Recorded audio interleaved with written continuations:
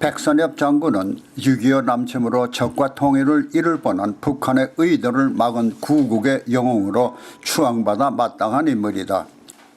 그러나 북한의 적과 통일을 저지하지 못했다면 오늘의 정권도 존재하지 못했을 문재인 정권이 백선엽 장군의 서거에 진심 어린 조의를 표하는 대신 공을 깎아내리는데 급급한 모습을 보였다. 왜 그랬을까? 문재인 정권의 이념을 살펴보면 이해가 간다.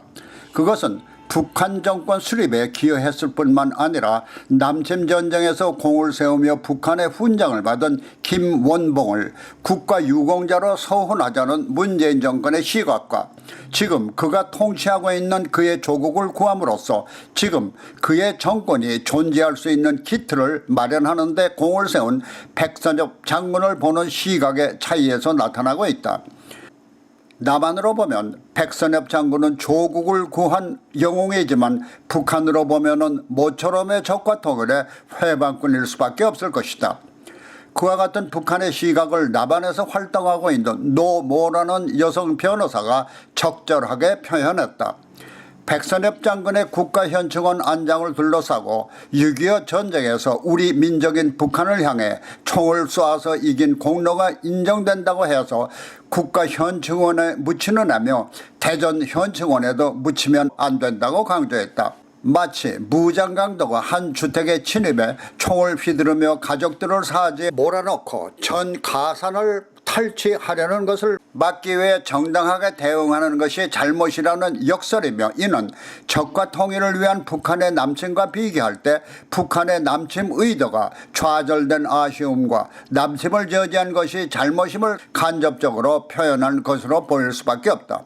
이와 같은 좌파 진영의 의견이 문재인 정권의 의견과 같을 수도 있을 것이라면 문재인 정권의 백선엽 장군에 대한 태도를 충분히 이해할 수 있는 것이다. 그동안 문재인 정권은 연평해전 등 북한의 도발로 발생한 순국 장병에 대해 진심 어린 추면은 외면해 오면서도 지난해 6월 현충일에는 6.25 전사자가 묻힌 현충원에서 열린 추모식에 참석해 오히려 북한의 남침에 공을 세운 김원봉을 찬양하는 추념사를 통해서 그들의 이념을 드러낸 것이다. 다시 말해서 문재인 정권은 적과 통일의 야망을 드러낸 가해자에 대해서는 한마디 쓴소리도 못하면서 북한의 6.25 전쟁 공헌자는 추겨세우는 문재인 정권의 이와 같은 이념적 배경으로 보면 백선엽 장군이야말로 거부 인물일 수밖에 없을 것이며 북한을 불편하게 만들지 않으려면 남한의 영웅을 홀대하는 것이 마땅할 수도 있다. 그러나 잘못된 역사를 시도함으로써 훗날 국가와 국민을 배반했다는 오명을 쓰지 않으려면 정권의 이해에 따른 순간적 이념보다는 진실한 역사의식이 필요하다.